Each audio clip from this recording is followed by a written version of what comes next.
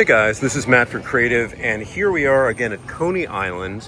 The last time that we did a Supersucker tire review was a year or maybe even 2 years ago, but now I have these again. So here's a little bit of background information. The tire in the first video got punctured. I swapped it out with a Grizzly because I said the puncture was too bad to actually reuse the tire, which is kind of weird.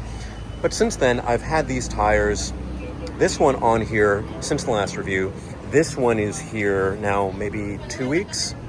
But anyway, what I want to talk about is the battery range and how to get really far in like a good amount of time. So I live in Lower Manhattan.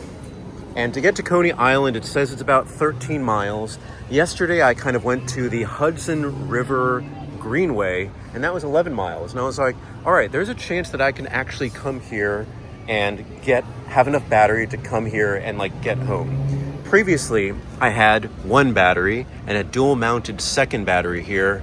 When my bike was stolen, the first thing they did was remove that second part here. Unfortunately, I'll never get that back, but I did get the bike back. This again was a year ago, so don't worry about anything. Now, I think there's a combination that I have here that's been doing very well. It's the Supersucker tires because they have very low roll resistance, but they still are good like on gravel and stuff. They're good on sand, but not if sand is kind of in the roadway. It's a little bit sketchy.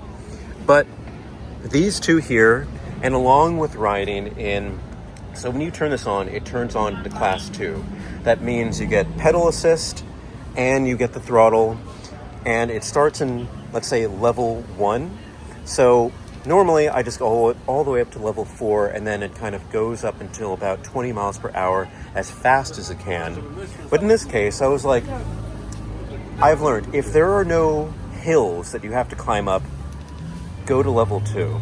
Level 2 will kind of get you to maybe about 17 miles per hour, 16 miles per hour comfortably. If there's a little bit of a downhill, it will allow you to go a little bit faster.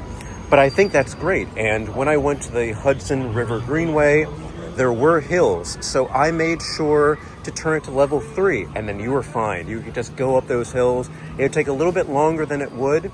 But the one thing that I would recommend is, because I live in New York and there is traffic, there are bike lanes with traffic, it could be an issue.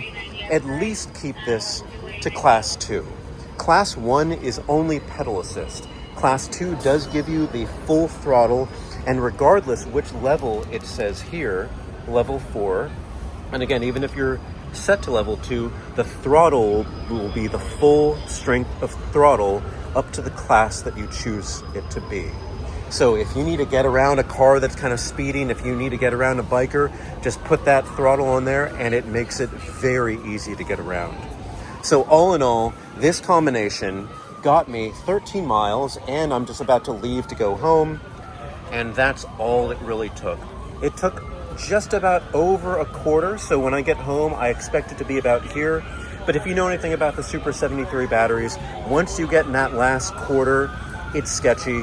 Like the power can go to 0, the power can go up and down, depends on the age of your battery. But for me, sorry, there's a siren in the background. But for me, this works out.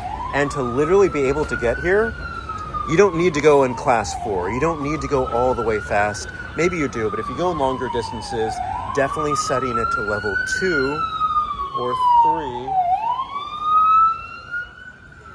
definitely helps.